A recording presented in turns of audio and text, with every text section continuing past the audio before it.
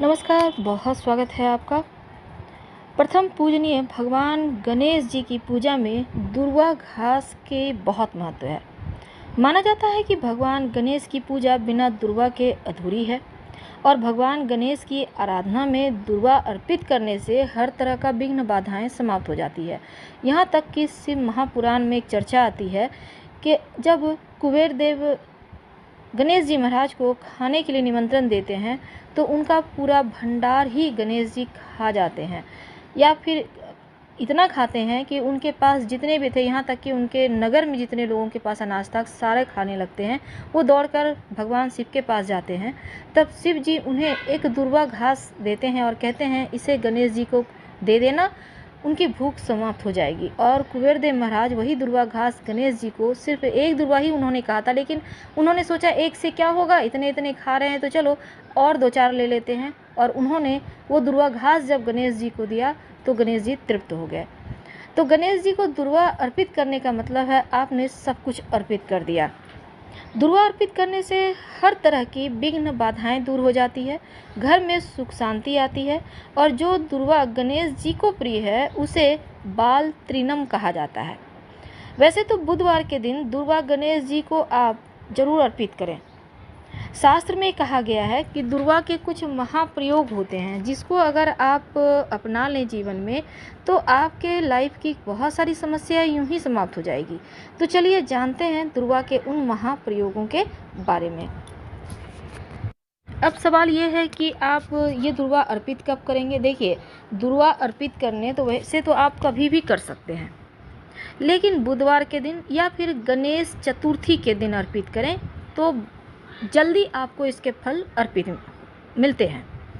कड़ी मेहनत के बाद भी जब आपका कमाया हुआ धन हाथ में ना टिके, बहुत खर्च बढ़ गए हैं, बीमारियों पर खर्चा या इधर उधर होते हैं, बहुत सारे खर्च हो जाते हैं, तब आपको दुर्वा का ये उपाय जरूर करना चाहिए।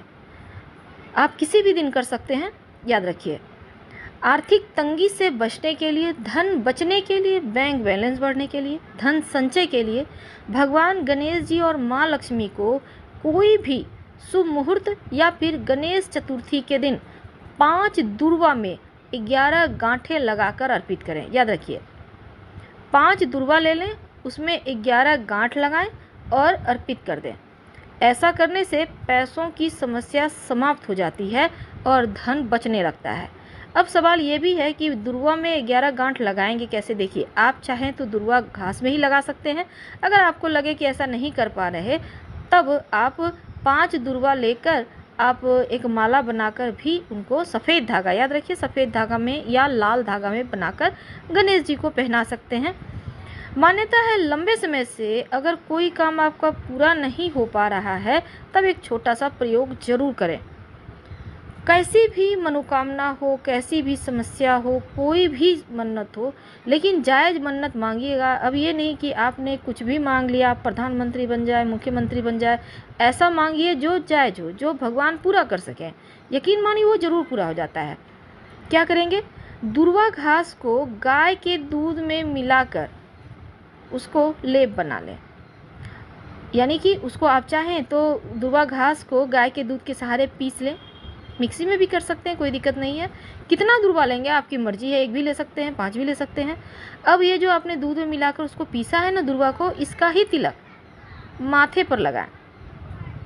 आपकी मनोकामना जल्द पूरी हो जाती है। ये कब करेंगे, ये आप कभी भी कर सकते हैं। आप सोमवार के दिन से शुरू कर सकते हैं, बुधवार के दिन से शुरू कर सकते हैं, कभी भी शुरू कर लें, आपकी समस्त मनोकामना जल्द ही पूर्ण हो जाती है।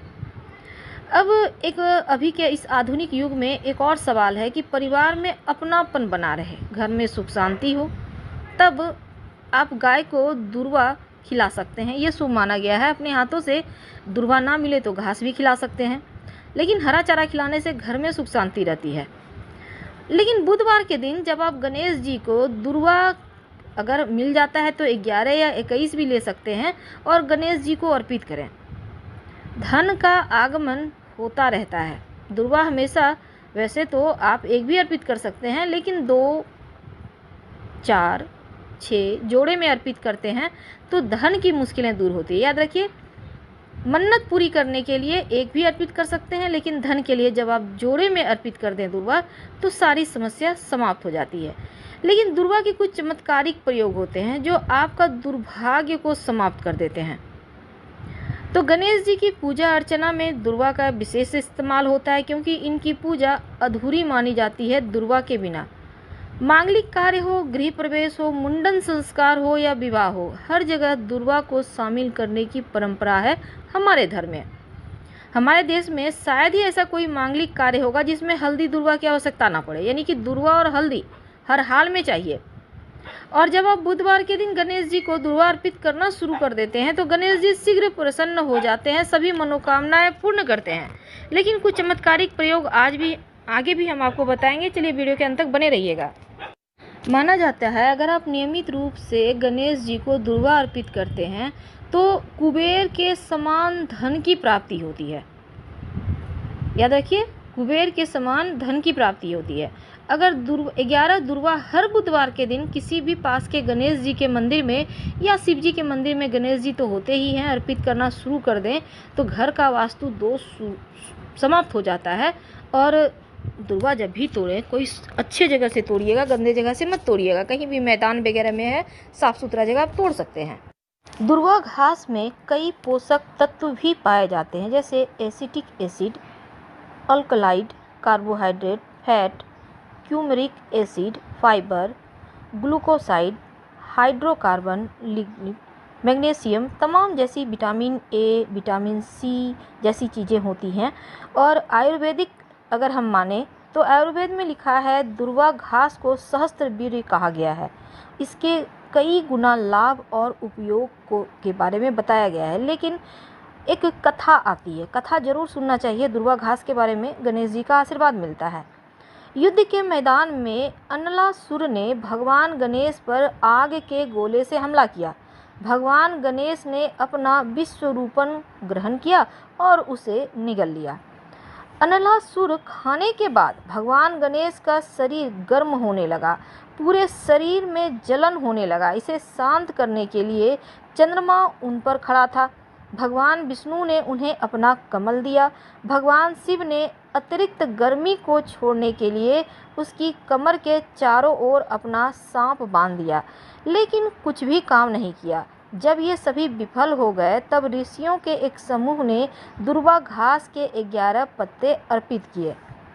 दुर्वा घास वह करने में सक्षम थी जो चंद्रमा, विष्णु के पवित्र कमल और शिव के पवित्र कोबरा एक साथ हासिल करने में समर्थ नहीं था। इसने भगवान गणेश के शरीर से राक्षस अनलासुर द्वारा उत्पन्न अतिरिक्त गर्मी को नीचे लाया। आगे लिखा है कि प्रकृति में शीतल, स्वाद में मीठी, कसैली और पचने में हल्की होती है। ये कफ पित्त शमक जड़ी बूटी है। ये दुर्वा घास महिलाओं के लिए खास उपयोगी है। हालांकि इसके बारे में बाद में बताएंगे। आज हम तांत्रिक प्रयोग के बारे में बता रहे हैं, आपको कुछ ज्योतिषीय प्रयोग के बारे में बता रहे हैं। चलिए आगे जानते हैं 2 महाप्रयोग। भगवान गणेश को उनके प्रिय दुर्वा चढ़ाने से समस्त साधना शीघ्र ही संपन्न होकर फलदायी होती है।